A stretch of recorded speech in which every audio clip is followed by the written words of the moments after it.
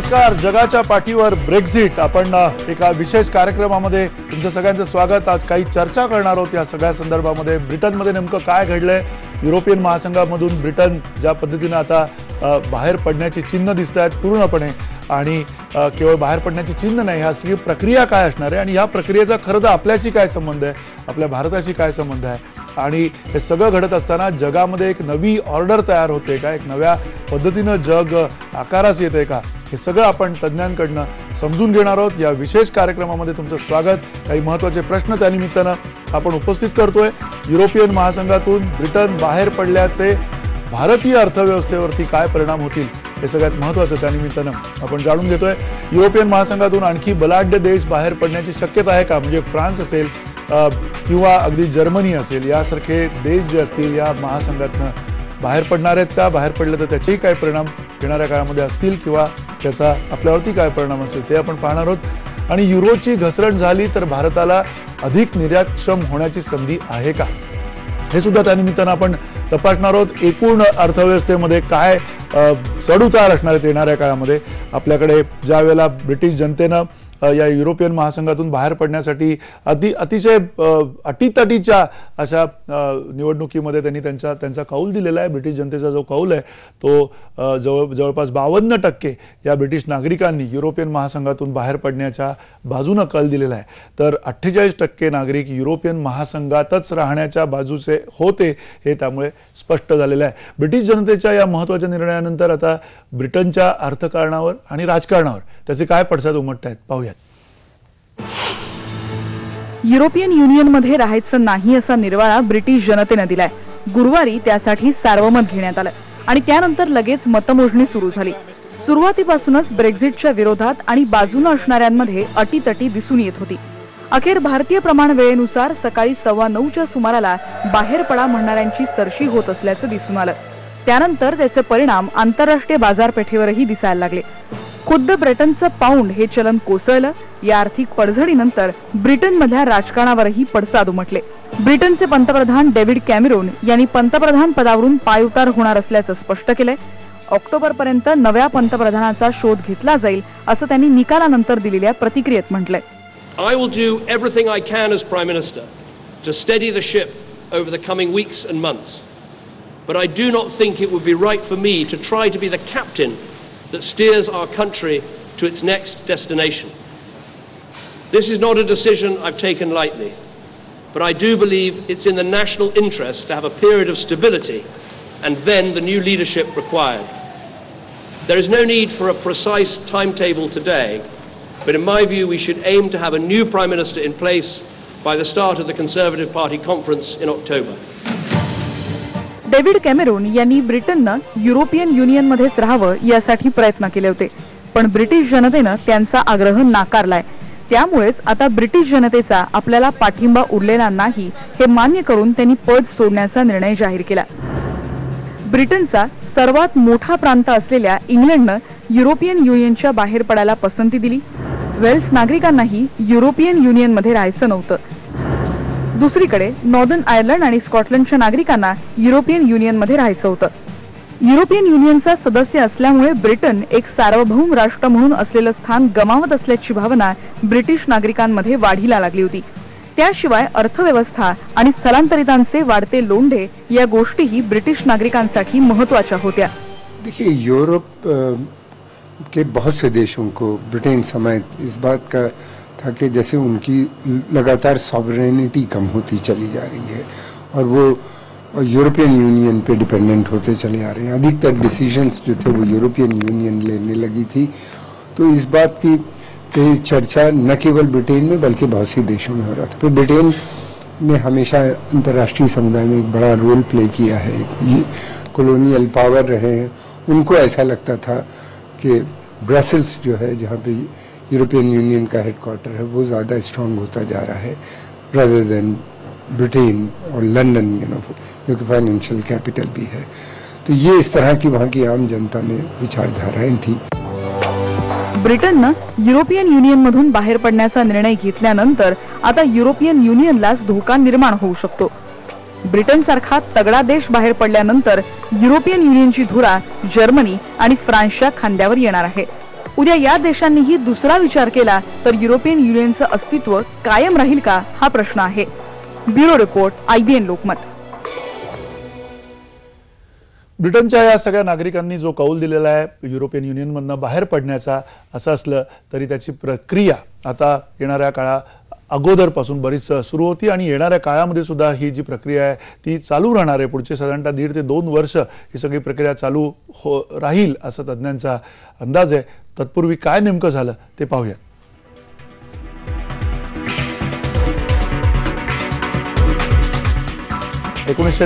ला युरो चलन अस्तित्वात आलं आणि पाऊंड युरोमध्ये विलीन करायला ब्रिटनचा नकार होता. त्यावेळेला 2004ला युरोपियन युनियनच्या करारावरती सार्वमत घेण्याचं तत्कालीन पंतप्रधान टोनी ब्लेअर यांचं सूतोवाच होतं. 2005ला लेबर पार्टी, कॉन्झर्वेटिव्ह पार्टी आणि लिबरल डेमोक्रॅट्स या तिन्ही पक्षांच्या निवडणूक जाहीरनाम्यामध्ये सार्वमताचा उल्लेख केला गेला होता. एक प्रकारे हा निवडणुकीचा मुद्दाच त्या निमित्तानं तिथे होता. 2006मध्ये युरोपियन युनियनमधून बाहेर पडावं यासाठी सर्वपक्षीय गटाची स्थापना झाली आणि 2007मध्ये युरोपियन युनियनकडून पर्यायी करार सादर करण्यात सुद्धा आला होता. 2008मध्ये पर्यायी कराराला ब्रिटिश संसदेची मान्यता मिळालेली. 2011मध्ये युरोपियन युनियनमधून बाहेर पडण्यासाठी जनचळवळ तिथे सुरू झाली. 2013ला काय झालं पाहूयात. कॉन्झर्वेटिव्ह पार्टी जिंकल्यास सार्वमत घेण्याचं पंतप्रधान डेव्हिड कॅमेरून यांचं आश्वासन होतं. ऑक्टोबर 2014ला सार्वमतासाठी मांडण्यात आलेलं प्रायव्हेट बिल मंजूर करण्यात आलं आणि मग मे 2015ला कॉन्झर्वेटिव्ह पक्षाचा संसदीय निवडणुकीमध्ये विजय झाला. मे 2015ला संसदेसमोर राणीच्या भाषणात सार्वमताचा उल्लेख करण्यात आला.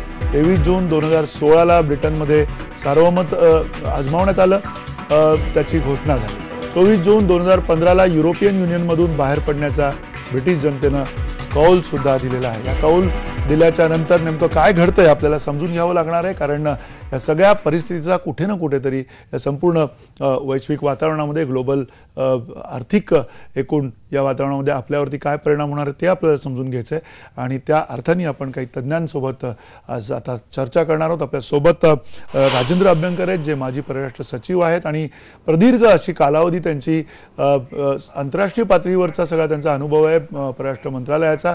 एवढंच नाही, ते हा जो युरोपीय महासंघ आहे त्या महासंघाचे भारताचे राजदूत सुद्धा राहिलेले आहेत आणि या सगळ्या घडामोडीचे ते प्रत्यक्षदर्शी आहेत असं म्हटलं तर अतिशयोक्ती ठरणार नाही, कारण अनेक यातले जे करार असतील, अनेक गोष्टी असतील, ते जवळजवळ 1970च्या नंतरच्या काळातल्या सगळ्या घडामोडी त्यांनी अत्यंत जवळून बघितल्यात, त्याच्यात सहभाग घेतलेला आहे. त्यामुळे राजेंद्र अभ्यंकर काय म्हणतायत हे आपल्याला ऐकायचं आहे. त्यांचं त्याच्यातलं जे विश्लेषण आहे ते फार महत्त्वाचं असणार आहे.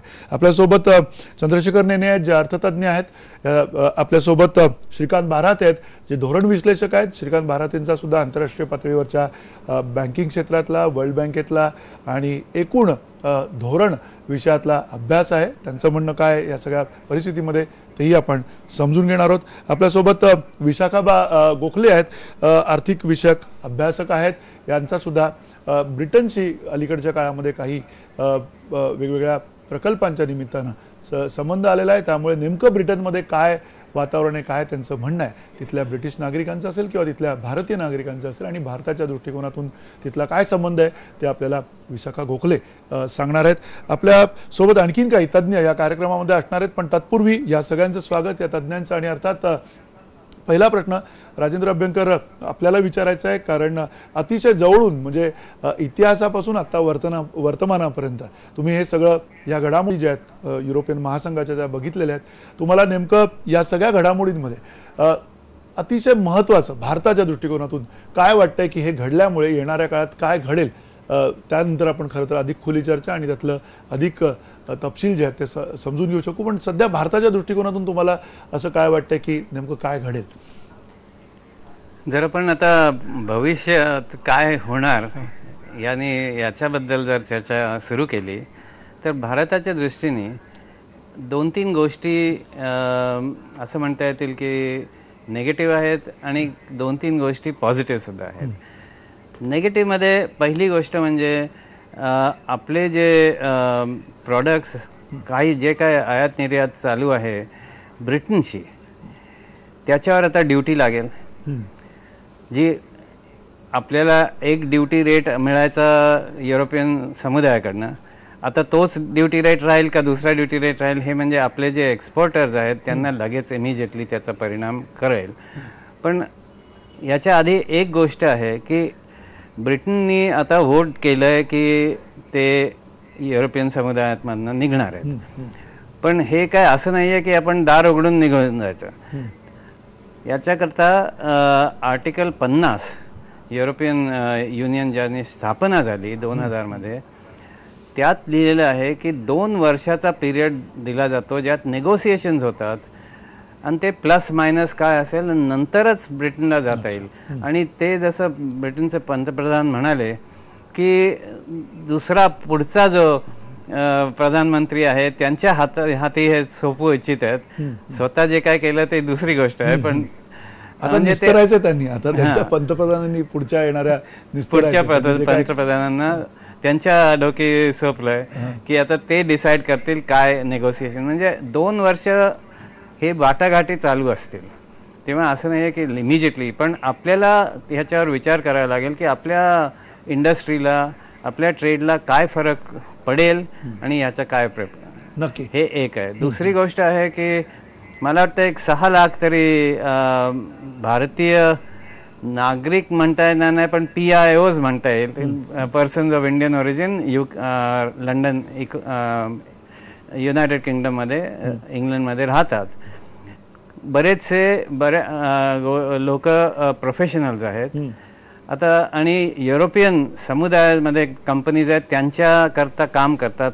ते आता त्यांचं काय होणार, कारण हे सगळं करताना पाहावं लागेल की ब्रिटन आणि आता जे EU आहे त्यांची काय रिलेशनशिप होईल. असं नाही आहे की तुम्ही निघून जा तेव्हा निघून जा, कारण बरेचसे इंटरलिंकेजेस आहेत तेव्हा काहीतरी त्यात होईल. पण हा एक दुसरा प्रश्न आहे. तिसरा आहे की मला वाटतं भारत नंबर 2चे इन्व्हेस्टर आहे UK मध्ये आणि बरेचसे आपल्या कंपनीज इन्व्हेस्ट याच्याकरता केल्या की आपल्याला ब्रिटनशी जास्त संबंध आहे, इंग्लिश बोलतो, पण युरोपियन मार्केट आपल्या डोक्यात होतं. आता ते गेलं किंवा तरी गेलं नाही पण ते आता ड्युटीज लागतील. आपले जे इम्पोर्ट्स आहेत किंवा एक्सपोर्ट्स आहेत तिथनं म्हणजे त्यांच्यावर परत परिणाम आहे. ह्या सगळ्या इमिजिएट प्रॉब्लेम्स आहेत.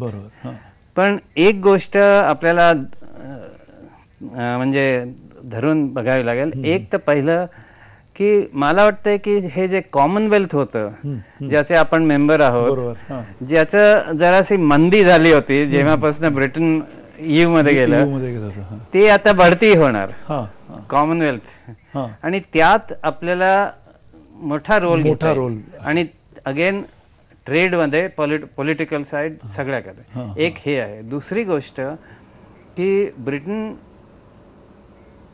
युनायटेड म्हणजे सिक्युरिटी काउन्सिलचे परमनंट मेंबर आहे.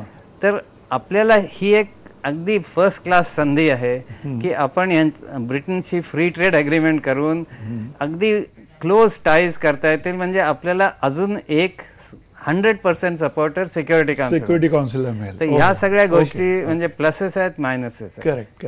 अर्थात अतिशय वेगळ्या पद्धतीनं त्यांनी विश्लेषण केलेलं आहे या सगळ्या परिस्थितीचं. आणि या सगळ्या परिस्थितीमध्ये पुन्हा चंद्रशेखर नेने आत्ताची जी सगळी धडपड आहे, एकूण केंद्र सरकारची जी धडपड आहे की अधिकाधिक इन्व्हेस्टमेंट आपण इकडे घेऊन यावी, ज्या पद्धतीनं हे तिथला कौल जाहीर झाल्यानंतर आपल्याकडची मार्केट्स परत कोसळली ढासळलीत काही कालावधी करता का होईना, पण ही सगळी घडामोड जी घडत असते आत्ताच्या या सगळ्या ग्लोबल परिस्थितीमध्ये तुम्हाला असं वाटतंय का की या ब्रिटनमध्ये घडलेल्या किंवा युरोपियन समुदायाच्या बाबतीमध्ये, कारण आपली अर्थव्यवस्था, शेती, एक्सपोर्ट, बऱ्याच गोष्टी याच्यावरती एकमेकांशी अतिशय घनिष्ठ निगडीत आहेत, तर या परिणामांचा येणाऱ्या काळामध्ये आपल्या देशाला फायदा होताना दिसतोय तुम्हाला की तोटा होताना दिसतोय? माझ्या मते ही जी बातमी आली एक तर ही पूर्णपणे अनपेक्षित नव्हती.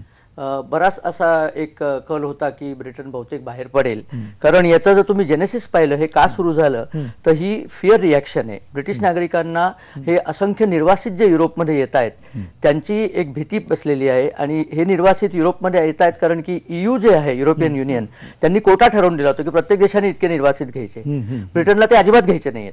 ते न घेण्याकरता काय करायचं, तर ही ईयूची मक्तेदारी, ही ईयूची जी ताबेदारी आहे ती झुगारून टाकण्याकडे कल होता.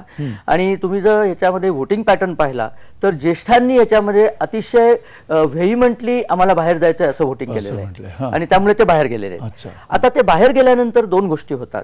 एक तर सध्याच ब्रिटनमध्ये पर्टिक्युलरली पोलिश नागरिकांची प्रचंड मोठी संख्या आहे, कारण ईयूचे ते मेंबर असल्यामुळे ते धडाधड ब्रिटनमध्ये विना सायास घुसू शकायचे आणि त्याचा एक प्रकारचा ब्रिटिश नागरिकांना आता त्रास व्हायला लागलाय, कारण त्यांचे जॉब्स पोलिश नागरिक कमी किमतीत घेतात. एक अशी संधी आहे. आजच सकाळी पोलंडमध्ये याच्यावरती काही एक प्रतिक्रिया पाहायला मिळाल्या की ते सगळे घाबरतायत की आपल्याला आता हाकलून देतील की काय. त्यांना जर हाकलून दिलं तर त्यांची जागा भरायला आपल्याकडे भरपूर नागरिक आहेत आणि आपल्या नागरिकांना ब्रिटनमध्ये जाणं हे अतिशय सुकर असतं. एक तर ते हायली क्वालिफाईड असतात, इंग्रजी त्यांना येते, त्यामुळे आपल्याला ते एक जॉब मार्केट ओपन होतं. बरोबर. दुसरी गोष्ट अशी की ब्रिटननी जेव्हा ईयूशी नातं तोडतील तेव्हा ब्रिटनला ईयूशी ज्या कम्फर्टेबल अग्रीमेंट्स आणि ट्रिटीज होत्या त्या सगळ्या आता ईयू काढून घेईल. ईयूला याचा भयंकर धक्का बसलेला आहे आणि एक प्रकारची आता तुम्हाला अँगर रिॲक्शन ईयू मधनं दिसून येईल. आताच ईयूचे नेते सगळे ब्रिटनच्या विरुद्ध विषारी प्रचार करायला त्यांनी सुरुवात केलेली आहे. त्या अँगर रिॲक्शन मध्ये ब्रिटनला कुठल्याही सवलती द्यायच्या नाहीत असं सुरू होईल. याचा अर्थ ते मार्केट आपल्याला ओपन होईल. आपण नेहमी या दृष्टीने विचार करायचा की दुसऱ्याचा जो प्रॉब्लेम ती आपली संधी कशी आहे. तिसरी गोष्ट, युरोप आणि ब्रिटन या दोन्ही ठिकाणी जेव्हा मार्केटला खीळ पडते तेव्हा कमोडिटी आणि तेल या दोन्हीची मागणी मंदावते. आताच आपल्याला मेन प्रॉब्लेम आहे की क्रूडची किंमत वाढत चालली आहे. $48 पासून आणि वरती परत 50च्या पुढे क्रूडची किंमत गेलेली आहे. असं दिसतंय की ही डिमांड कमी झाल्यामुळे क्रूडची किंमत पुन्हा खाली येईल, त्याचा पुन्हा आपल्याला फायदा होईल. आपल्याला तोटा कुठे होईल की यांच्याकडे मंदी आली की आपले एक्सपोर्ट मंदावतात, पण तरी सुद्धा आपण ईयू आणि ब्रिटनशी वेगळे वेगळे करार करून तोल सांभाळू शकू आणि माझ्या मते ही आपल्याला एक सुसंधीच मिळालेली आहे. परत मी म्हटलं तसं दुसऱ्याचा प्रॉब्लेम तो जर आपली संधी असली तर आपण ती संधी साधणं आवश्यक आहे. आता प्रश्न राहिला स्टॉक मार्केटचा. स्टॉक मार्केट खाली कोसळले याला पॅनिक शिवाय दुसरं काहीही कारण नाहीये. ही पॅनिक रिॲक्शन आहे. ब्रिटनचं स्टॉक मार्केट आपल्यापेक्षा गडगडलेलं आहे, पाऊन गडगडलेलं आहे. आताच आपल्या बातम्यात पाहिलं. त्या सगळ्याचा परिणाम म्हणून एक येते 7 ते 8 दिवस तरी हे पॅनिक राहील, पण नंतर सेन्स विल प्रिव्हेल आणि माझ्या मते स्टॉक मार्केट पूर्वीपेक्षाही वर जाईल. गुंतवणुकीला ही फार चांगली संधी आहे. नक्की. पुन्हा विशाखा, तुम्हाला हा प्रश्न आहे की ज्या पद्धतीनं या सगळ्या घडामोडी घडत आहेत, एवढी मोठी अर्थव्यवस्था आहे ब्रिटनची सुद्धा आणि तिथली एकूण जी परिस्थिती आहे स्टॉक मार्केटची, तिथे जी घसरण सुरू आहे, त्याचे परिणाम आपल्यावरती येणाऱ्या काळात होताना दिसतील का, किंवा आणखीन या सगळ्या पार्श्वभूमीवरती कुठेतरी इन्व्हेस्टमेंटच्या संधी, एकूण गुंतवणुकीच्या संधी भारताकरता अधिकाधिक वाढतील की कमी होतील? नेमकं काय घडेल येणाऱ्या काळामध्ये असं वाटतं? आपण जर का भारतीय अर्थव्यवस्थेकडे आपण आता पाहिलं तर भारतीय अर्थव्यवस्था ही फंडामेंटली अतिशय स्ट्रॉंग आहे. फंडामेंटली स्ट्रॉंग आहे याचाच अर्थ काय की आता आपलं पॉलिटिकल आपलं जे आहे ते स्थैर्य आहे.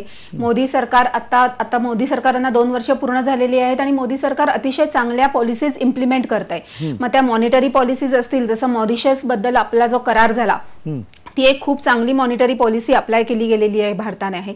त्याच नंतर FDI जे आहे ते आपलं खूप चांगलं आहे आणि FDI वाढवण्यात आपल्याला आता उलट या गोष्टीमुळे वाढवण्यासाठीच आपल्याला संधी मिळते. त्याचबरोबर आपलं जे आता GDP आहे किंवा ग्रोथ रेट आहे तो आता 7.5% आहे. त्याचबरोबर आपलं इन्फ्लेशन आता आपल्या आवाक्यात आहे. इन्फ्लेशन आता 5 ते 5.5% मध्ये इन्फ्लेशन आहे. तर या सगळ्या गोष्टीमुळे आपली अर्थव्यवस्था फंडामेंटली स्ट्रॉंग आहेच. पण आता जसं मध्ये रघुराम राजन पायउतार होणार होते, हे जी त्यांची न्यूज आली आता 2 दिवसापूर्वी की त्यांना आता नवीन RBIचे गव्हर्नर येणार आहे, जसं त्यामुळे स्टॉक मार्केट खाली गेलं. तसंच मी असं समजेन की आत्ताची तात्कालिक गोष्ट आहे की ज्याच्यामुळे स्टॉक मार्केट खाली गेलेलं आहे. निश्चितच की काही स्टॉक्स असे आहेत की ज्याच्यामुळे ह्याला तोटाच झालेला आहे. जसं की ज्या कंपनीज इंग्लंडमध्ये आहेत, ज्यांच्या फॅक्टरीज आहेत किंवा ज्या कंपनीज मोठ्या, जवळपास 800च्या वरती कंपनीज इंग्लंडमध्ये काम करत आहेत. त्यामध्ये टाटा स्टील, टाटा मोटर्स आहे, IT इंडस्ट्रीज आहेत, ICICI बँक, या ज्या काही मोठ्या नावाजलेल्या कंपन्या आहेत यांना निश्चितच धोका पोचणार आहे या दृष्टीने की त्यांना जॉब रिसेशन येऊ शकतं. या कंपन्यांमधले जे वर्कर्स तिकडे जाऊन काम करतात, इमिग्रेशनचे रूल बदलू शकतात, या अनेक गोष्टींवर होतं. त्याच्यामुळे सध्या या पर्टिक्युलर स्टॉक्स पासून आपण बाहेर थोडंसं 2-3 आठवडे इन्व्हेस्टर्सनी बाहेर राहायला पाहिजे, पर्टिक्युलर या स्टॉकच्या संदर्भात. पण मला असं वाटत नाही की फार मोठा फरक स्टॉक मार्केटवर पडेल, कारण आता आपल्याकडे मान्सून येणार आहे मान्सून आहे, त्याच्यानंतर ज्या काही लोकल आपल्या ज्या गोष्टी आहेत या भारतातल्या, तर या गोष्टींमुळे स्टॉक मार्केटला एक मोठा चांगला बूम मिळणार आहे. आणि हे असं थोड्या 2-3 वीकसाठी हे होणं अपेक्षित आहे, अपेक्षित होतं. पण आपल्याकडच्या ज्या फंडामेंटल गोष्टी आहेत त्याच्यामुळे निश्चितच स्टॉक मार्केट पुढे वाढणारच आहे. मला वाटत नाही की स्टॉक मार्केटवर याचा लॉंग टर्म मध्ये काही इफेक्ट होईल म्हणून. नक्की, अर्थात दूरगामी परिणाम त्याचे काही दिसणार नाहीत असंही तुम्हाला वाटतंय. पण त्याबरोबरीनं पुन्हा राजेंद्र अभ्यंकर, एक सगळ्यात महत्त्वाचा प्रश्न या सगळ्या निमित्ताने येतोय की हा निर्णय जसा अर्थकारणाचा जसा आहे तसाच एक प्रकारे तिथे बोललं गेलं की अस्मितेचा सुद्धा निर्णय होता. कुठेतरी ब्रिटिश नागरिकांच्या मनामध्ये असं होतं की आपण आपलं स्वातंत्र्य तिकडे संपूर्ण युरोपियन युनियनकडे म्हणजे सोपवलेलं आहे की काय, किंवा या सगळ्या अशा प्रकारच्या सगळ्या घडामोडींमध्ये तुम्हाला असं वाटतं का की कुठेतरी येणाऱ्या काळामध्ये ही सगळी अर्थव्यवस्था म्हणजे युरोपियन महासंघाची जी काही अर्थव्यवस्था असेल ती अर्थव्यवस्था असेल आणि नव्या अशाच प्रकारच्या काही अर्थव्यवस्था आपल्या संपूर्ण परिस्थिती म्हणजे एकूण ज्याला आपण म्हणू की जागतिक परिस्थितीमध्ये नव्या काही संधी अशाच प्रकारच्या घडत जातील. कारण ज्या वेळेला युरोपियन युनियन अस्तित्वात येत होतं तुम्ही तिकडे होता, तर त्यावेळची राजकीय परिस्थिती आणि आत्ताची राजकीय परिस्थिती एकूण जगभरातली याकडे तुम्ही कसं बघताय? तुम्ही म्हणाला ते बरोबर आहे की जेव्हा UK तेव्हा युरोपियन इकॉनॉमिक कम्युनिटी म्हणायचे, युरोपियन युनियन झालं नव्हतं. 1972 मध्ये जेव्हा त्यांनी एंट्री केली तेव्हा आपल्याला 60% म्हणजे 60% आपलं एक्सपोर्ट्स त्यांना इम्पिरियल प्रेफरन्स असं नाव होतं, पण बेसिकली 0 ड्युटीनी जायचे तिथे. तर आपल्याला भयंकर त्रास झाला तेव्हा.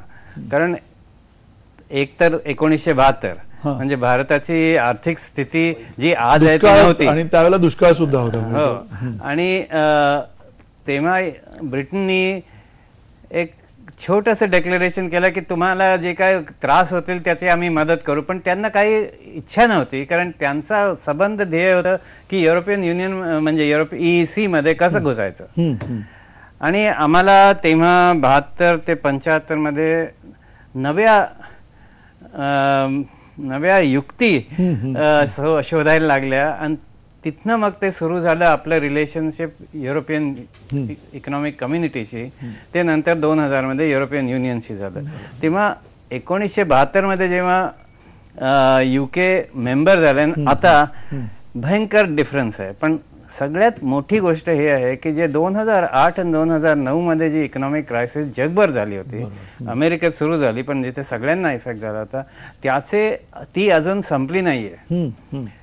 एक तर तर दुसरी गोष्ट आहे की UK मध्ये ह्या सगळ्या वर्षांमध्ये UK जास्तीत जास्त सर्व्हिस इकॉनॉमी झाली आहे. इंडस्ट्रीज बऱ्याचशा बाहेर गेल्या, आयदर EUच्या बाहेर किंवा ब्रिटनच्या बाहेर EU मध्ये.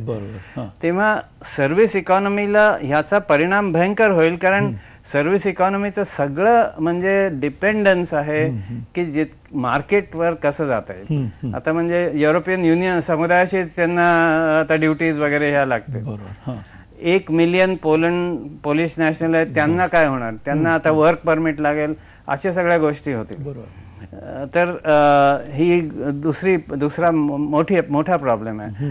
तर यात आपल्याला म्हणजे इंडियन्स म्हणजे आपले भारतीय नागरिक किंवा भारतीय आहेत तिथे त्यांना जास्त त्रास होऊ नये, कारण ते सगळे ब्रिटिश सिटिझन्स आहेत. जर पाऊंडची व्हॅल्यू आता 10% कमी झाली आहे, ते बरंच आहे. कारण पाऊंड माझ्या मते भयंकर ओव्हर व्हॅल्यूड होतं. 100 रुपयाला 1 पाऊंड मिळायचं. तर काही गोष्टी ठीक आहेत, पण लॉंग टर्म किंवा मीडियम टर्म पाहिलं तर आपल्याला 2 गोष्टी नक्की कराव्या लागतील. एक तर युरोपियन युनियनशी जे काही आपल्याला प्रेफरन्स मिळत आहेत ते मिळत राहतील, कारण आपण गेलो नाहीये, ब्रिटन गेले, दॅट इज देअर प्रॉब्लेम. पण ब्रिटनशी आपल्याला will have to come to some arrangement which is mutually beneficial. And मला वाटतं की ब्रिटन बेसिकली जर तुम्ही आता जर ब्रिटनला पाहिलं, UKला पाहिलं, तर it is not a first class power, it is probably a third class power, पण let us say it's a second class power. त्यांच्या हातात काय आहे, permanent membership of the security council.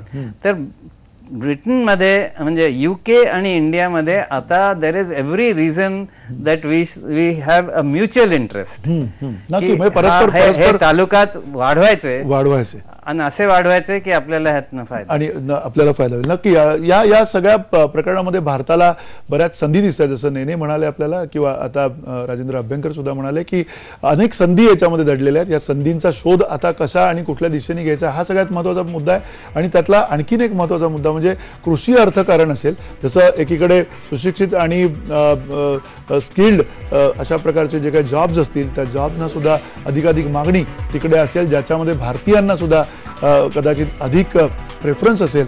आणि या सगळ्या बाबतीमध्ये येणाऱ्या काळामध्ये कृषी अर्थकारणाला नेमक्या कशा संधी असतील नसतील हे सुद्धा आपण तपासणार आहोत छोट्याशा ब्रेकनंतर.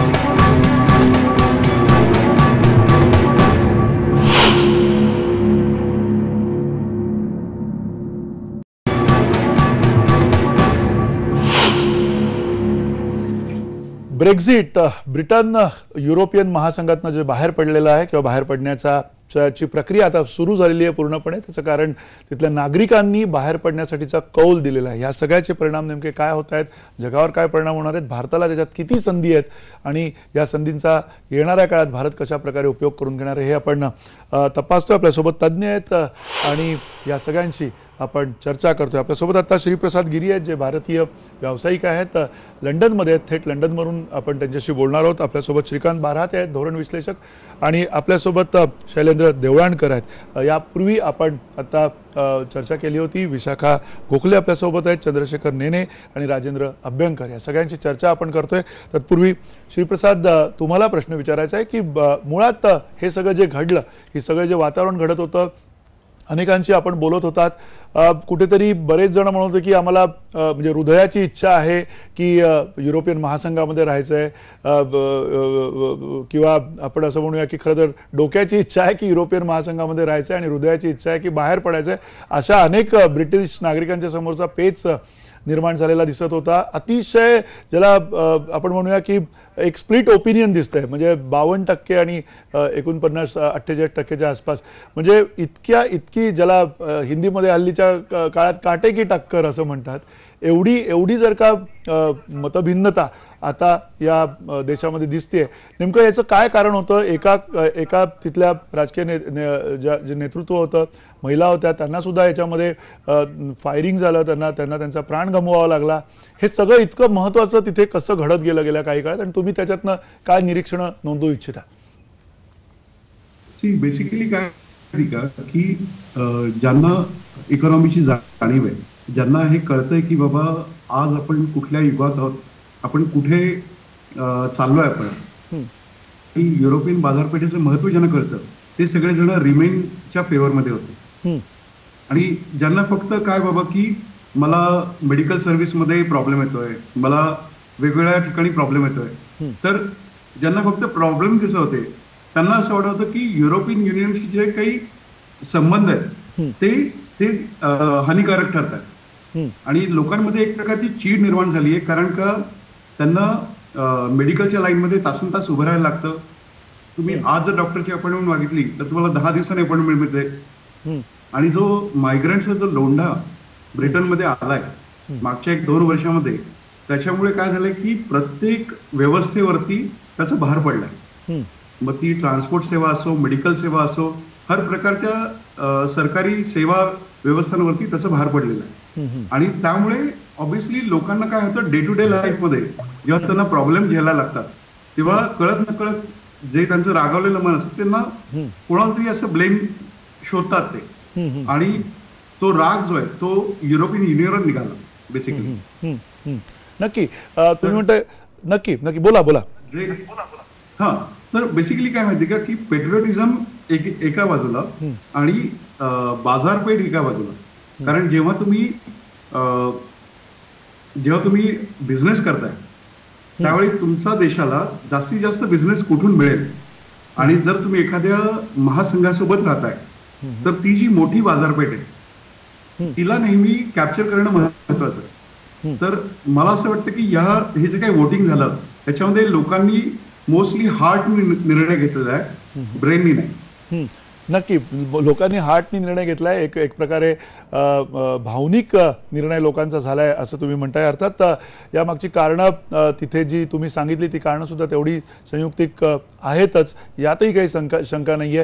पण या सगळ्या पार्श्वभूमीवरती पुन्हा शैलेंद्र, नेमकं काय घडताना तुम्हाला दिसतंय? कारण येणाऱ्या काळामध्ये म्हणजे जसं आता राजेंद्र अभ्यंकर असतील किंवा चंद्रशेखर नेने असतील, या सगळ्यांनी जे विश्लेषण केलेलं आहे त्याच्यामध्ये दिसतंय असं की कुठेतरी संधी आहे भारताला, आणि येणाऱ्या काळामध्ये आपल्याला कुठल्या कुठल्या अशा क्षेत्रांमध्ये तुम्हाला संधी दिसत आहेत की ज्या संधीमुळे आपण या सगळ्या घडामोडीकडे अधिक डोळसपणे बघायला काही हरकत नाही? जर आर्थिक दृष्टिकोनातून आपण विचार केला तर युरोपियन महासंघामध्ये भारताचे इंग्लंड बरोबरचे व्यापारी संबंध हे सर्वात घनिष्ठ होते. किंबहुना इंग्लंड हा युरोपियन महासंघ आणि भारत यांना जोडणारी एक अतिशय महत्त्वाची कडी होता. म्हणजे जर भारताचा युरोपियन महासंघाबरोबरचा जो एक्सपोर्ट आहे, निर्यात आहे, हा जर 17% असेल तर साधारणतः 4% ही आपला एक्सपोर्ट हा युनायटेड किंगडमला होता. आता मुद्दा असा होता की भारताचा जो संपूर्ण व्यापार हा युनायटेड किंगडम बरोबर असेल किंवा युरोपियन महासंघाबरोबर असेल, हा ज्या धोरणांनी नियंत्रित केला जात होता ते धोरण हे युरोपियन महासंघाचं धोरण होतं. आणि हे जे धोरण होतं हे प्रामुख्याने सामूहिक सुरक्षिततेच्या आधारावरती निर्भर असलेले हे धोरण होतं. आता जे धोरण असेल ते स्वतंत्र युनायटेड किंगडमचं स्वतंत्र व्यापार धोरण असेल. आणि ऑलरेडी आपले युनायटेड किंगडम बरोबरचे व्यापारी संबंध जे आहेत ते अतिशय घनिष्ठ आहेत. मग ते वेगवेगळ्या फील्डमधले आहेत, मग ते ऑटोमोबाईल असो किंवा खाद्यपदार्थ असो किंवा कृषी क्षेत्र असो, फार्मास्युटिकल असो, या सगळ्यांमधले असेल. त्यामुळे स्वतंत्र धोरण असेल आणि या धोरणाला निर्धारित करणारे जे नियम असतील हे द्विपक्षीय पातळीवरचे असतील, ते बहुपक्षीय पातळीवरचे नसतील. त्यामुळे या बाबतीमध्ये भविष्यामध्ये भारताला निश्चित संधी आहे, कारण आपले त्यांच्याबरोबरचे सामाजिक आणि सांस्कृतिक संबंध हे देखील जुने आहेत आणि घनिष्ठ पण आहेत. साधारणतः 20 लाख भारतीय तिथं सेटल झालेले आहेत. 800 कंपन्या ह्या तिथल्या भारतीयांनी ओन केलेल्या आहेत. फक्त आता मुद्दा असा येतो की या संपूर्ण 800 ज्या कंपन्या आहेत यांची फार मोठ्या प्रमाणावरती गुंतवणूक ही युरोपियन देशांमध्ये आहे आणि त्यामुळे आता ह्या गुंतवणुकीवरती भविष्यामध्ये निर्बंध येणार आहेत, हे देखील आपल्याला लक्षात ठेवणं गरजेचं आहे.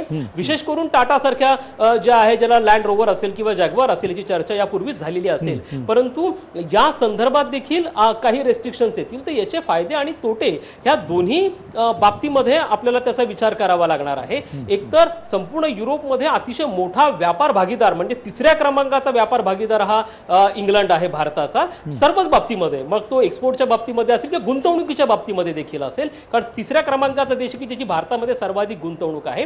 इव्हन ब्रिटनला देखील भारताबरोबर गुंतवणूक करण्यासाठी बऱ्याचदा युरोपियन युनियनच्या निर्बंधांच्या अधीन राहून या गोष्टी कराव्या लागत, त्या आता घडणार नाहीत. दुसरा मुद्दा जो असा आहे की जो जवळपास युनायटेड किंगडमच्या संदर्भातले 60% जे कायदे आहेत हे कायदे ब्रसेल्समध्ये तयार केले जायचे आणि ब्रसेल्समधली जी नौकरशहा होते हे नौकरशहा एक कॉमन धोरण तयार करायचे आणि जवळपास 40% धोरणच फक्त हे इंग्लंडच्या संसदेला करायचे अधिकार होते. 60% कायदे हे तिकडे बनवले जायचे. त्यामुळे अनेकदा अशा स्वरूपाची मानसिकता विकसित झालेली होती. म्हणून मी नेहमी म्हणतो का जनरेशन गॅप आहे. या जनरेशन 1-2 जनरेशन कशा पद्धतीने कोणत्या दृष्टिकोनातून या गोष्टीकडे पाहते बघावं लागेल. 1970 मध्ये म्हणजे 74 मध्ये ज्या वेळेला इंग्लंड हा युरोपियन महासंघामध्ये सामील झाला ते जनरेशन वेगळं होतं. त्यावेळेला आंतरराष्ट्रीय अर्थकारणाचे आधार वेगळे होते, आंतरराष्ट्रीय अर्थकारणाची समीकरणं वेगळी होती जी आज पूर्णपणे कोलमडून पडलेली आहे. तो एक एकीकरणाचा दौर होता. त्याच्यामध्ये सामूहिक हितसंबंध महत्वाचे होते आणि त्यामध्ये बहुसंस्कृतिकता महत्वाची होती. हे सगळ्या गोष्टींना आता तडे गेलेले आहेत कारण ते जनरेशन वेगळं होतं. आता हे जे यंगस्टर्स आलेले आहेत ज्यांना कुठेतरी एक प्रकारची घुसमट होती आहे आणि ही घुसमट जी आहे ती आमचे निर्णय आम्हाला स्वतंत्र घेऊ शकतो. कारण इथं ज्या वेळेला हा प्रश्न कधी निर्माण झाला जेव्हा पूर्व युरोपमधले गरीब देश जे पूर्वी सोव्हिएत संघाच्या आधिपत्याखाली होते हे देश ज्या वेळेला युरोपियन महासंघाला जॉईन झाले त्यावेळेला हे जे इमिग्रेशन आहे फार मोठ्या प्रमाणावरती वाढलं आणि अशा प्रकारच्या सवयी ह्या इंग्लंड आणि फ्रान्स मधल्या कामगारांनाही नव्हत्या. आज ईस्ट युरोप मधले लोक हे 18-18 तास काम करतात. इंग्लंड आणि फ्रान्स मधले कामगार हे कदाचित आठवड्यामध्ये 18 तास काम करत असतील. त्यामुळे यांचे जॉब जाणं स्वाभाविक होतं. या प्रकारची स्पर्धा होणं स्वाभाविक होतं. जवळपास 22% पॉप्युलेशन हे आज इंग्लंडचं इमिग्रंट्सनी भरलेलं आहे. अर्थात त्याचा इंग्लंडच्या आर्थिक विकासामध्ये योगदान आहे, पण ही घुसमट ही निश्चितपणे होणार आणि जी तरुण मनाला ही परवडणारी नव्हती, किंबहुना त्याच्याकडे ते नकारात्मक दृष्टिकोनातून बघत होते. त्यामुळे आमची धोरणं ठरवण्याचा अधिकार आम्हाला असावा, आमचं आर्थिक धोरण ठरवण्याचा अधिकार आम्हाला असावा, व्यापारी धोरण ठरवण्याचा अधिकार आम्हाला असावा, अशा स्वरूपाची मानसिकता विकसित होणं आजच्या ह्या निर्वासितांच्या प्रचंड लोंढ्याच्या दौरमध्ये हे स्वाभाविक होतं. आणि मला असं वाटतं की 2 जनरेशननी युरोपियन महासंघाकडे वेगवेगळ्या दृष्टिकोनातून कशा पद्धतीने पाहिलं आहे, हा दृष्टिकोनातला फरक आहे, त्याच्यातही निश्चित होतं. नक्की. अर्थात या संपूर्ण निर्णयाला अनेक आयाम आहेत, अनेक वेगवेगळे दृष्टिकोन आहेत आणि या दृष्टिकोनांमधनं खरं तर नेमकं काय येणाऱ्या काळामध्ये दिसणार आहे आपल्याला बघायचं आहे. पुन्हा श्रीकांत बाराते, एक धोरणात्मक बाजू या सगळ्या निर्णयाची ज्यावेळेला आधी एकत्र आले आणि आता पुन्हा त्यातनं बाहेर पडतायत, ही परस्पर भिन्न प्रक्रिया ज्यावेळेला होत असते, म्हणजे आपल्याकडे राजेंद्र अभ्यंकर बसलेले आहेत, त्यांनी स्वतः एकत्र येण्याची प्रक्रिया बघितलेली आहे आणि आता आपण त्यातनं ते बाहेर पडतानाचं सगळं एकूण चित्र बघतोय. हे सगळं ज्यावेळेला घडत असतं, म्हणजे एक प्रयोग होता जागतिक अर्थकारणामधला, हा एक वेगळा प्रयोग होता आणि तो प्रयोग आता फसलाय असं म्हणायचं की या प्रयोगातल्या वेगवेगळ्या छटा येणाऱ्या काळामध्ये आपल्याला वेगवेगळ्या माध्यमातून अशाच दिसत राहतील.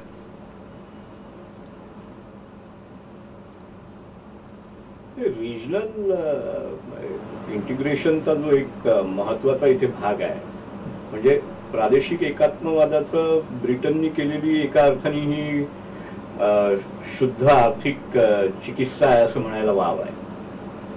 मला स्वतःला असं वाटतं की याच्यामध्ये क्लिअरली म्हणजे ब्रिटननी धमाल उडवून दिली आहे एका अर्थाने. कारण एका बाजूला आर्थिक रिजनल इंटिग्रेशन मधून आर्थिक त्याला पाठिंबा देताना आर्थिक शहाणपणा हा म्हणजे त्याचा अर्थ त्याचा निघतो तसा असं आपण म्हणतो. आणि दुसऱ्या वेळेला जे प्रेशर्स आहेत, वेलफेअरचे प्रेशर्स आहेत, स्थलांतरितांचा जो प्रश्न वारंवार या संपूर्ण डिबेटमध्ये चर्चेला आला, त्याच्यामुळे पडणारा जो ताण आहे सोशल वेलफेअर सिस्टीमवर, विशेषतः नोकऱ्यांवर, एम्प्लॉयमेंटवर, जॉबवर, त्यालाही आर्थिक पैलू आहेतच.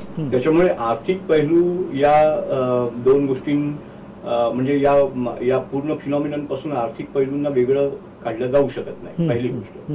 दुसरी गोष्ट अशी की वसाहतवादी धोरणांचं पार्श्वभूमी असल्यामुळे इंग्लंड एक्सपान्सिव्ह आहे आपल्या अप्रोचमध्ये. हॅलो, हा बोला बोला, येतोय आवाज, येतोय तुमचा.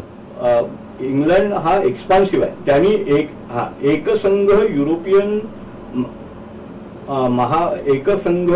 युरोपियन समुदायाचा भाग म्हणून ब्रिटननी स्वतःकडे पाहिलं असं नाही. एका पद्धतीने माझ्या अल्पमतानुसार ब्रिटननी नेहमी या रिलेशनशिपकडे कॉस्ट बेनिफिट अनालिसिसच्या अँगलनी पाहिलं आणि तसं पाहणं कुठल्याही देशाला तसं स्वाभाविक असतं. त्याच्यामुळे या घडीला इंग्लंडला बाहेर पडावंसं का वाटलं याच्या मागे एकच कारण किंवा भावनेचा अतिरेक असं म्हणून चालणार नाही. म्हणजे तो पोर्शन त्याच्यात आहे, त्याचा हिस्सा त्याच्यात आहे, पण केवळ ते एकमात्र कारण आहे असं आपल्याला म्हणता येणार. इंग्लंडची जी भूमिका या रेफरंडम मध्ये दिसली, त्याचा भारतासाठी जर आपण विचार करायला गेलो तर आपल्याला एक गोष्ट लक्षात घेतली पाहिजे की हा फिनॉमिनन इंग्लंडचा आहे म्हणून आपल्याला महत्वाचा नाही. एकूण युरोपियन महासंघाच्या दृष्टिकोनातून याचे ध्वन्यर्थ काय निघतील त्याचा आपण विचार केला पाहिजे. म्हणजे ग्रीसचं एक उदाहरण आपण एक छोटस उदाहरण म्हणून सोडून दिलं. आता इंग्लंड आहे आणि या युरो झोनच्या ब्रेकअपच्या दृष्टिकोनातून हे सगळं चाललं आहे का अशी साशंकता काही लोकांच्या मनात आहे. आता ती म्हणजे ती खोटी निघावी, परंतु ही अशी एक साधारण शंका अनेकांना आहे की ही अपरिहार्य जो ब्रेकअप आहे युरो झोनचा त्याच्याकडे ही आपली वाटचाल चाललेली आहे का, हे आपल्याला याचा आपण भारतासारख्या देशांनी विचार केला पाहिजे. याचं कारण असं आहे की कुठल्याही रिजनल फोरम सोबत भारतासारखी इमर्जिंग अर्थव्यवस्था उभरती उदयाला येणारी जी अर्थव्यवस्था आहे ती जेव्हा डील करते तेव्हा तिला कोणकोणत्या गोष्टी हव्या असतात, तर तिला एक सिंगल कॉमन मार्केट हवं असतं, access to single common market हवं असतं, तिला व्यवहारांचा जो खर्च आहे, ट्रान्झॅक्शन कॉस्ट जी आहे ती कमी हवी असते भारतासारख्या देशाच्या संदर्भात आपण म्हणतो. त्याच्यानंतर रेग्युलेटरी जे कन्स्ट्रेंट्स आहेत, म्हणजे जे निर्बंध आहेत, बरोबर, जे बंधनं आहेत त्यांची, त्या बंधनांची एक सामायिक व्यवस्था असावी, असं हे पोषक असतं. हे भारतासारख्या इमर्जिंग इकॉनॉमीला पोषक असतं. या तीनही गोष्टींना पूरक अशी युरोपियन महासंघाची रचना आहे. आता ती बदलल्यावर एका युनिपोलर इकॉनॉमिक कॉन्स्ट्रक्ट कडे जर आपण जात असू, कारण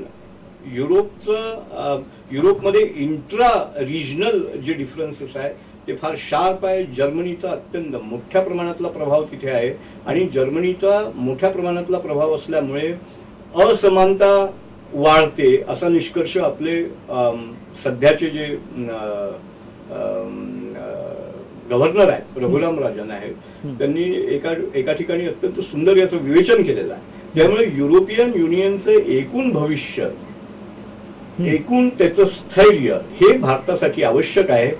या घटनेनी भारताच्या त्या स्थैर्याविषयीच्या असलेल्या अपेक्षांना थोडा धक्का निश्चित पोहोचलेला आहे. नक्की.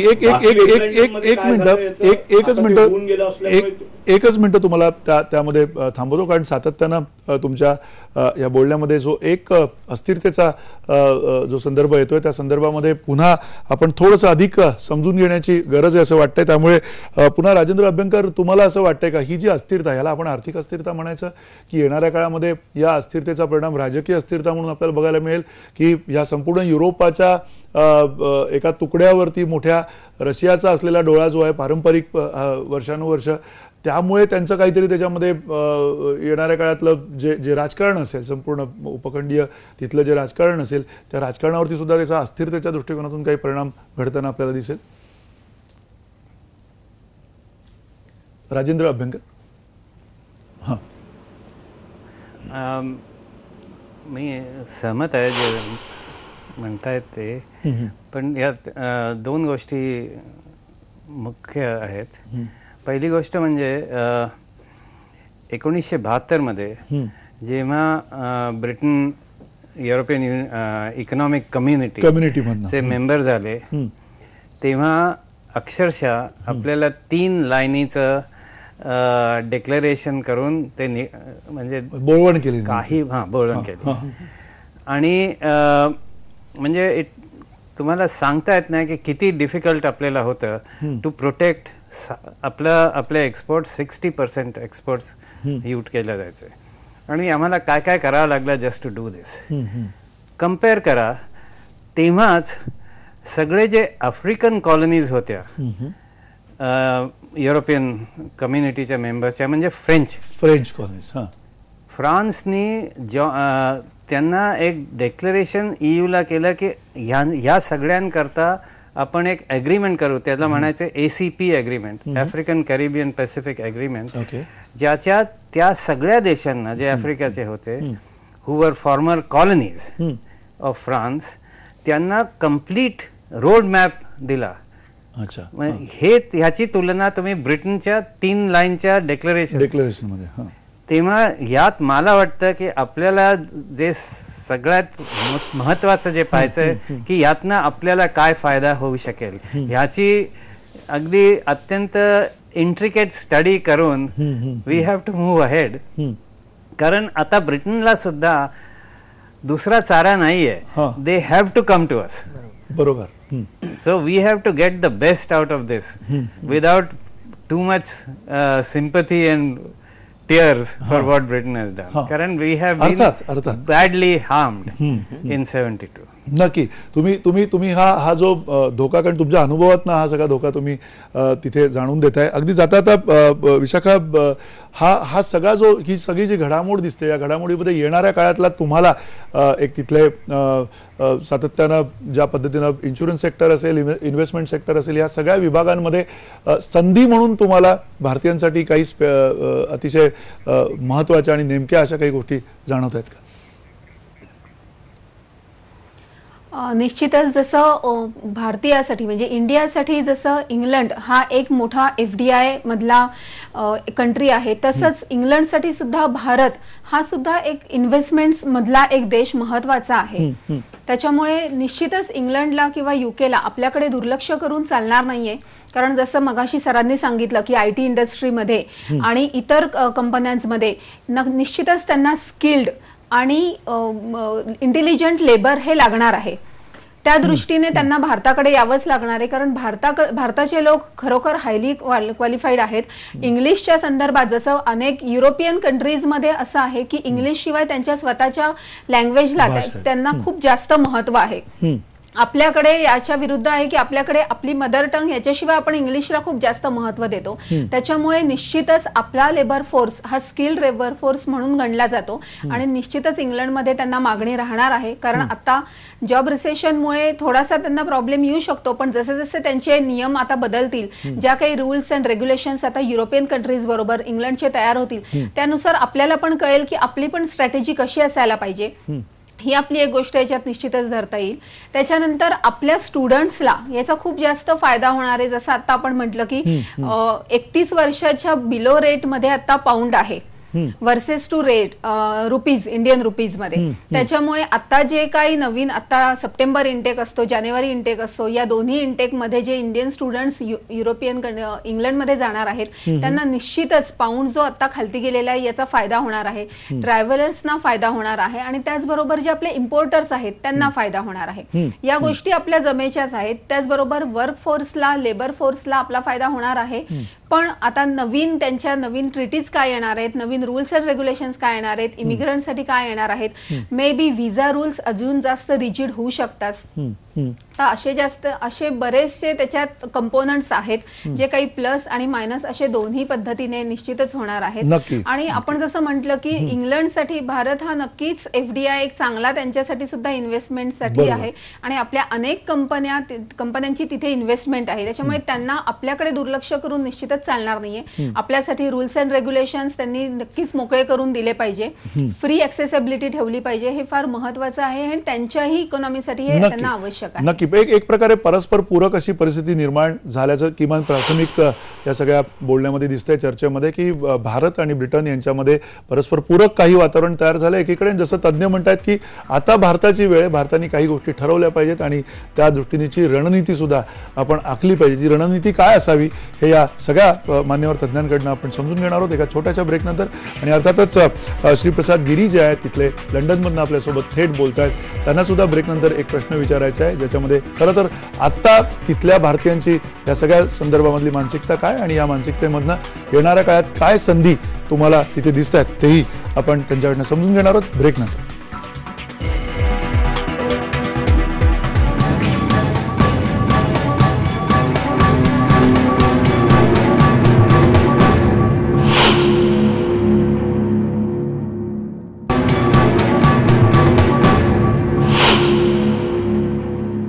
ब्रेक्झिटचा नंतरची परिस्थिती काय असणार आहे आणि या परिस्थितीमध्ये नेमकं भारताची भूमिका काय असणार आहे ही सुद्धा आपण समजून घेणार आहोत. आपल्यासोबत सगळे मान्यवर आहेत. तत्पूर्वी श्रीप्रसाद गिरी आपल्यासोबत आहेत तर थेट लंडनवरनं. श्रीप्रसाद, या सगळ्या घडामोडींकडे पुन्हा बघताना येणाऱ्या काळात संधी म्हणून तुम्हाला काय दिसतंय, एक रणनीती म्हणून काय करायला हवं भारतीयांनी एकूण, आणि खास करून ज्याला सगळेजण आता सातत्यानं जे म्हणतात की एक संधी येणार आहेत, स्किल कौशल्य ज्याच्यामध्ये सर्वाधिक आहेत भारतीयांची, त्या क्षेत्रांमध्ये संधी खूप असणार आहेत. तुम्हाला नेमकं काय वाटतं? बेसिकली काय आता तुम्ही जर बघितलं तर ब्रिटनमध्ये जेवढ्या कंपनीज आहेत त्या सगळ्या कुठे ना कुठेतरी बाहेरच्या मोठ्या ग्रुपनी विकत घेतलेल्या आहेत. आता उदाहरणार्थ जर बघितलं तर जसं एनपॉवर इलेक्ट्रिसिटी कंपनी आहे तर that is owned by German group RWE म्हणून. त्यानंतर नॅशनल ग्रीड ही जी इथली डिस्ट्रीब्युशन ट्रान्समिशन कंपनी आहे that is owned by US based group. किंवा ब्रिटिश गॅस कडे साधारणतः 20 मिलियन इलेक्ट्रिसिटी आणि गॅस कस्टमर्स आहेत. तर British gas is owned by Russian company. तर मॅक्सिमम कंपनीज या मेनली परदेशी कंपन्यांनी ओन केलेलं आहे बेसिकली. आणि जेवढे काही भारतीय आज तिथे काम करत आहेत, मला असं वाटतं की ब्रिटन जर बाहेर पडलं युरोपियन युनियन मधनं तर ब्रिटन हे मोठ्या आणि विश्वासू भागीदाराच्या शोधार्थ नक्की बाहेर पडेल आणि भारताच्या रूपामध्ये त्यांना एक चांगला विश्वासू भागीदार दिसेल. आणि जसं बाकी लोकांनी म्हटलं की बाबा आपल्याकडचे लोक हे जास्त शिकलेले आणि चांगले इंग्लिश बोलणारे आहेत, तर त्याचा नक्कीच फायदा आपल्याला होईल. कारण आता काय होतं की युरोपियन युनियन मध्ये जेवढे 28 देश आहेत, तर जेव्हा ब्रिटनला लोकांची कामगारांची गरज पडते तर पहिला प्रेफरन्स दिला जातो युरोपियन युनियन मधल्या लोकांना, कारण का त्यांना विजा वगैरे अप्लाय करायची गरज पडत नाही. बरोबर. आणि ऑब्व्हियसली भारतीय लोकांचं काय होतं की विजावरती लिमिटेशन आहे, मॅक्सिमम तुम्ही करू शकता पर इयर, त्याच्यावर लिमिटेशन आहेत. तर हे लिमिटेशन्स आहेत ना, ते माझ्या मते भविष्य काळात काढले जातील. ब्रिटन हे जास्त उदारमतवादी धोरण ठेवेल भारतासाठी वेगळ्या पॉलिसीज बनतील आणि नक्कीच याचा भारताला खूप फायदा होणार. कारण जेव्हा युरोपियन युनियन मधून ब्रिटन बाहेर पडेल तेव्हा ते जे एकटे सहकारी शोधतील. आणि नक्की म्हणजे त्या अर्थाने खरं तर भारताला बऱ्यापैकी फायद्याचीच परिस्थिती आहे हे अगदी ढोबळमानाने आपण सध्या तरी म्हणू शकतोय. पण या सगळ्या पार्श्वभूमीवरती पुन्हा शैलेंद्र देवळणकर अगदी थोडक्यात म्हणजे एकीकडे आपण अर्थकारण बघतोय, तसंच येणाऱ्या काळामध्ये तिथलं जे काही सांस्कृतिक वातावरण असेल, तिथल्या ज्या सांस्कृतिक संधी भारत आणि युरोप यांच्या संदर्भातल्या असतील, आत्ताची जी एक घुसमट आपण जे मगासपासून म्हणत होतो की तिकडे होती ब्रिटनची, त्या घुसमटीतनं बाहेर आलेला ब्रिटन हा नेमकं या सगळ्या वेगवेगळ्या विभागांमध्ये सांस्कृतिक असेल किंवा राजकीय असेल याच्यामध्ये, जसं आता मगाशी राजेंद्र अभ्यंकर सुद्धा म्हणाल की एक सिक्युरिटी काउन्सिलमध्ये आपल्याला आता ब्रिटनसारखा एक वेगळा साथीदार बरोबर यायला काही हरकत नाही किंवा ती एक संधी आहे एक प्रकारची. तर अशा पद्धतीने येणाऱ्या काळामध्ये काय काय संदर्भ बदललेले आपल्याला दिसतील असं वाटतं? सांस्कृतिक आणि सामाजिक संदर्भात जर मंदारजी आपल्याला सांगायचं झालं तर यामध्ये बऱ्यापैकी चित्र हे नकारात्मक आहे. म्हणजे त्या दृष्टिकोनातून हे जे एक्झिट आहे, जर त्या दृष्टिकोनातून पाहिलं गेलं तर आपल्याला असं म्हणावं लागेल की सध्या संपूर्ण युरोपमध्ये तुम्हाला एकाच वेळेला 2 मतप्रवाह समांतर विकसित होताना दिसत आहेत. एक मतप्रवाह जो आहे तो बहुसंस्कृतिकतावादाचा मतप्रवाह आहे, ज्याला आपण मल्टीकल्चरलिझम असं म्हणतो. युरोपची जी भूमी आहे ही युरोपची भूमी 1950च्या दशकापासून फार मोठ्या प्रमाणावरती जे निर्वासित, मग ते आफ्रिकेतले असतील किंवा मिडल ईस्ट आखातामधले असतील, किंवा आशियामधले असतील, फार मोठ्या प्रमाणावरती तिथं निर्वासित गेलेत. आणि 1955चे जे रेफ्युजीच्या संदर्भातलं, निर्वासित संदर्भातलं जे युनायटेड नेशनचं कन्व्हेन्शन आहे त्यावरती बहुसंख्य युरोपियन देशांनी स्वाक्षरी केलेली असल्यामुळे ह्या निर्वासितांना मूलभूत मानव अधिकार हे तिथं बहाल केले गेले होते. त्यामुळे आपण संपूर्ण ह्या युरोपियन महासंघाकडे एक बहुसंस्कृतिकतावादाचं रोल मॉडेल म्हणून बघत होतो. त्याचप्रमाणे आपण सार्कच्या दृष्टिकोनाची जेव्हा आपण कंपॅरिझन करायचो, कारण 17व्या शतकापासून जर आपण पाहिलं तर आंतरराष्ट्रीय राजकारणामध्ये राष्ट्र किंवा राज्य हे मूलभूत घटक होते, परंतु 21व्या शतकामध्ये तशी परिस्थिती नाही आहे. तर आता व्यापार संघ हे आंतरराष्ट्रीय राजकारणाचे मूलभूत घटक बनलेले आहेत आणि व्यापार संघांमध्ये ट्रेड वॉर्स असतील, व्यापार संघांमधले संबंध असतील, हे महत्वपूर्ण बनलेले आहेत. आणि आपण नेहमी सार्कचा सदस्य देश या नात्याने युरोपियन महासंघाकडे एक रोल मॉडेल म्हणून बघत होतो. आणि आपण असं म्हणायचो की हे युरोपियन देश, ज्या युरोपच्या भूमीवर 2 महायुद्ध झाली, ते युरोपियन देश आता एकत्रपणे नांदता आहेत. तर भारत किंवा साऊथ एशिया किंवा दक्षिण आशिया उपखंडातले देश हे काय एकत्र येऊ शकत नाहीत असं म्हणून आपण युरोपकडे एक रोल मॉडेल म्हणून बघत होतो. परंतु या मानसिकतेला कुठेतरी आता एक प्रकारे खंडार गेलेला आहे किंवा एक प्रकारे भेद गेलेला आहे असं आपल्याला म्हणावं लागेल. युरोपमध्ये एक मानसिकता आता बळावत चाललेली आहे आणि ही मानसिकता संकुचितवादाची, हा दुसरा मतप्रवाह आहे तिथला. हा पूर्वी अल्पसंख्याकमध्ये होता, जो आता फार मोठ्या प्रमाणावरती डोकं काढून वरती येतो आहे. आणि त्यामुळे एक प्रकारचं ध्रुवीकरण हे युरोपियन समाजांमधून आपल्याला दिसून येत आहे. आणि या ध्रुवीकरणामुळेच आपण असं बघतो की पॅरिसमधले 2 दहशतवादी हल्ले असतील, बेल्जियमवरचा दहशतवादी हल्ला असेल, या ध्रुवीकरणाला जे खतपाणी आंतरराष्ट्रीय संघटना इस्लामिक स्टेट सारखे आहेत त्यांनी जे घातलेलं आहे त्यामधनं आपल्याला ही परिस्थिती निर्माण झालेली दिसती. आणि या एक्झिटची जी सुरुवात आहे ही बेसिकली अमेरिकेवर जो 9/11चा दहशतवादी हल्ला झाला होता आणि त्यानंतर जो इस्लाम फोबिया या स्वरूपाचं वातावरण हे अख्ख्या युरोपमध्ये आणि अमेरिकेमध्ये निर्माण झालं होतं. त्यामुळे एक वेगळी मानसिकता तयार झालेली होती आणि ही मानसिकता ही संकुचित मानसिकता आहे आणि हिचा संबंध कुठेतरी त्या वंशवादी युनायटेड किंगडमशी आहे जो वंशवादी युनायटेड किंगडमचा अनुभव जगाने 1940 ते 1970च्या दरम्यान घेतलेला आहे.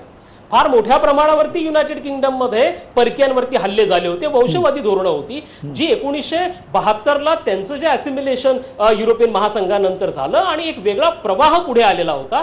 परंतु आता जेव्हा इंग्लंड बाहेर आलेला आहे त्यावेळेला पुन्हा एकदा हे वंशवादी वृत्ती भविष्यामध्ये डोकं वर काढण्याची जी शक्यता आहे ती नाकारता येत नाही. आणि ट्रम्प सारखे जे अतिशय कन्झर्वेटिव्ह रिपब्लिकन पक्षाचे नेते आहेत जे अमेरिकेची प्रेसिडेन्शियल इलेक्शन आता कॉन्टेस्ट करतात त्यांनी देखील या बाबतीमध्ये इंग्लंडचं अभिनंदन केलेलं आहे. हा जर सगळा प्रवाह बघतो तर आपण एकंदरीतच अमेरिकेमध्ये आणि इंग्लंडमध्ये एक प्रकारचा संकुचितता जी आहे ती वाढीला लागलेली आहे आणि भविष्यामध्ये ध्रुवीकरण थोडंसं वाढत जाईल असं मला वाटतं. यावर युनायटेड किंगडम वरनं कदाचित उद्या फ्रान्स अशा स्वरूपाची भूमिका घेऊ शकतो, बेल्जियम अशा स्वरूपाची भूमिका घेऊ शकतो आणि जी निर्वासितांचं हेवन म्हणून युरोपची लँड ओळखली जायची ते निर्वासितांचं हेवन आता परत भविष्यामध्ये राहील अशा प्रकारची परिस्थिती नाहीये. आणि विशेष करून सार्क सारखा असेल किंवा इतर काही मागासलेले व्यापार संघ असेल, मग ऑर्गनायझेशन ऑफ आफ्रिकन युनियन असेल किंवा आफ्रिकन स्टेट्स असेल, यासारखे व्यापार संघ एक रोल मॉडेल म्हणून जे युरोपियन महासंघाकडे बघत होते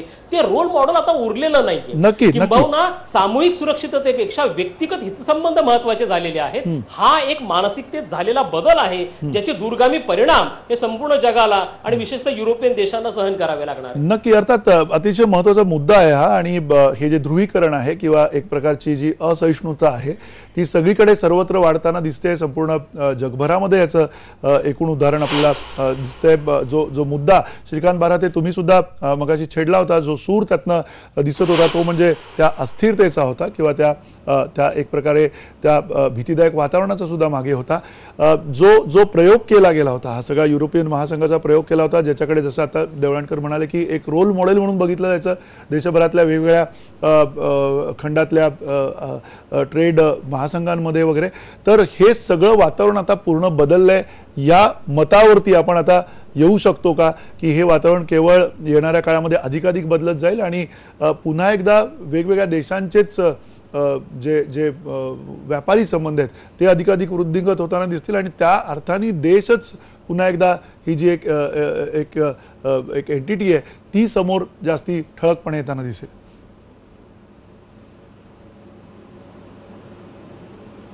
नाही, देशांचा जो सॉव्हरीन पर्स्पेक्टिव्ह आहे तो अधिकाधिक ठळक होताना आता आपल्याला दिसतोय. आणि ही थॉमस हॉब्स होते, ही हॉब्सियन कॉन्सेप्ट आहे, कोर्सिव्ह पॉलिटी म्हणतात किंवा कोर्सिव्ह स्टेट. कोर्सिव्ह स्टेटची कोर्सिव्ह पॉलिटी आहे आणि युरोपियन युनियनच्या मागे ऍक्च्युली वन वर्ल्ड व्ह्यू आहे. म्हणजे लॉंग टर्म मध्ये त्याला म्हणजे आज व्हर्च्युअली युरोपियन युनियन मध्ये व्हर्च्युअली पातर युरोपा असं म्हणतात त्याला, फादर ऑफ दी युरोप किंवा कपूट ऑर्बिस head of the state, but state as a collective entity. हा कोण आहे? हा आज जर्मनी आहे. त्याच्यामुळे कोर्सिव्ह स्टेटची जी संकल्पना आहे, राज्यांनी आपलं सार्वभौमत्व अधिक प्रकर्षाने समोर आणणं, that states are getting very jittery about their sovereign sphere and the encroachment vis a vis the kind of जे कलेक्टिव्ह बार्गेनिंग त्यांनी केलं असतं आणि कलेक्टिव्ह मेंबरशिप त्यांनी स्वीकारली असते. या गोष्टीमुळे देशादेशांमध्ये सार्वभौमत्वाच्या विषयीचा एक आग्रह आता सुरू झालेला दिसतो. इंग्लंडचा हा रेफरेंडम त्याचं एक उत्कृष्ट उदाहरण आहे. भारतासारख्या राष्ट्राला मात्र हे असं होत असताना आपण जसं आपण आता काही तज्ञांनी याचा उल्लेख केला की आपल्याला अपॉर्च्युनिटी आहे म्हणजे काय, there is another player who is known as China. म्हणजे FDI मध्ये किंवा ट्रेड मध्ये China is much bigger than us in terms of their bilateral relationship as well as their collective relationship. I mean their relationship with the collective forum, European Union सारखा किंवा individual त्यांचे जे member countries आहेत, China has a फार larger volume, they have a फार larger leverage. त्याच्यामुळे भारतासाठी या सर्व गोष्टीवरून ताटात सगळं वाढून तयार आहे अशी स्थिती नाही.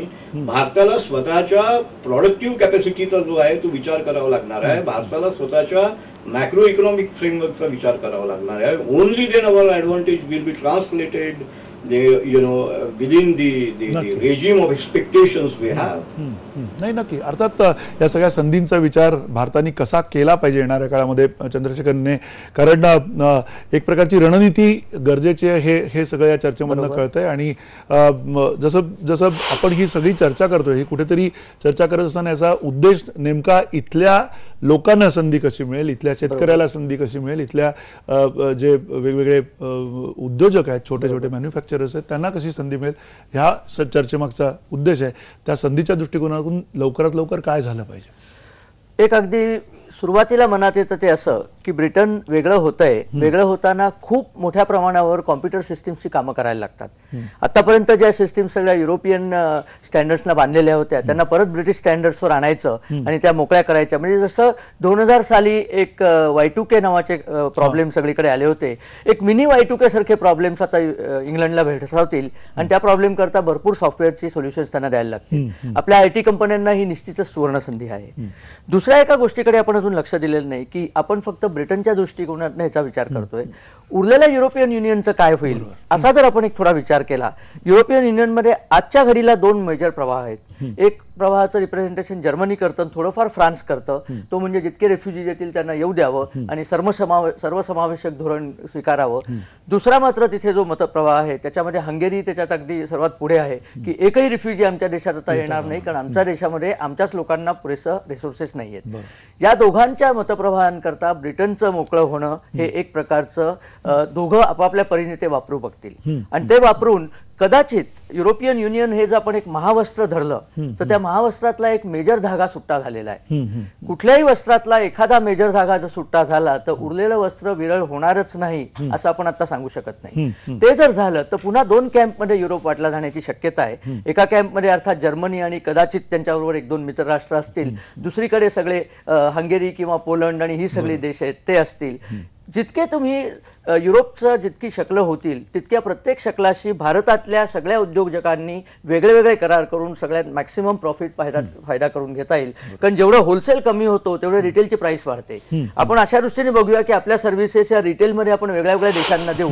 मग सर्व्हिसेसमध्ये माणसं पुरवणं असेल, अन्नधान्य पुरवणं असेल, इम्पोर्ट्स असतील, आपल्याला सगळीकडे निगोशिएशन पॉवर आपली वाढते. कारण समोरचा जितका मोठा असेल तितकी आपली निगोशिएशन पॉवर कमी होते. त्यामुळे त्यांचे तुकडे झालेले आपल्याला निश्चितच एका अर्थाने उपयुक्त ठरेल.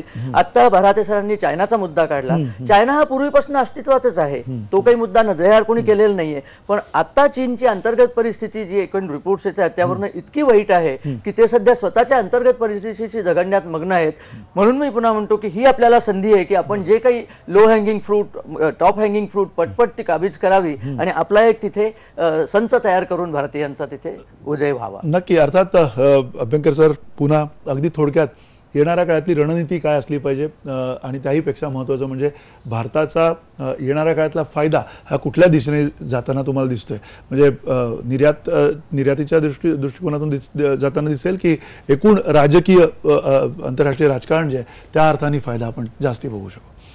मला वाटतं की सगळ्यात पहिली गोष्ट हे आहे की आपल्याला संधी अशी आहे की ब्रिटनला आधी ब्रिटनने आपल्यावर राज्य केलं, आता उलट करता येईल. कारण ब्रिटनला जरूरत आहे मार्केट्सची आणि या सगळ्या ज्या स्किल्स आपल्याकडे आहेत. पण स्किल्स सोडा, पॉलिटिकल रिलेशन्स तर मला It's time to वाटतं revenge. की आता we can the shoe is on the other foot if we play it properly. अच्छा, अगदी अगदी थोडक्यात त्यांनी सांगितलेलं आहे आणि त्यांच्याच शब्दामध्ये सांगायचं झालं तर आधी त्यांनी राज्य केलंय, आता राज्य आपल्यावरती आहे किंवा आपण ते राज्य त्यांच्यावरती करू शकतो. ही संधी आपल्याकडे आहे. या संधीचा नेमका फायदा शेती क्षेत्रात, कृषी क्षेत्रात आपण कसा घेऊ, या संधीचा फायदा येणाऱ्या काळामध्ये निर्यातीच्या दृष्टिकोनातून आपण कसा घेऊ, यासाठीची रणनीती जशी राज्य पातळीवरती, केंद्रीय पातळीवरती आपल्याला लागणार आहे, देश पातळीवरती लागणार आहे, तेवढीच रणनीती राज्य पातळीवरती सुद्धा लागणार आहे. कारण महाराष्ट्र सुद्धा एक महाकाय असं राज्य आहे आपल्या देशातलं आणि त्या राज्याच्या मध्ये असलेल्या सगळ्या संधी, सगळे उद्योजक असतील, कृषी क्षेत्रातले च्या व्यक्ती असतील, या सगळ्यांसाठी एक वेगळं दालन येणाऱ्या काळात खुलं होताना दिसतं. आणि त्यामुळे अर्थातच युरोपियन महासंघामधनं बाहेर पडलेलं ब्रिटन जे आहे ते ब्रिटन आपल्याला लवकरात लवकर त्या अर्थाने अर्थकारणाच्या दृष्टिकोनातून काबीज करता येते का हे बघणं महत्त्वाचं ठरेल. तुर्तास इथेच थांबतं. धन्यवाद. नमस्कार.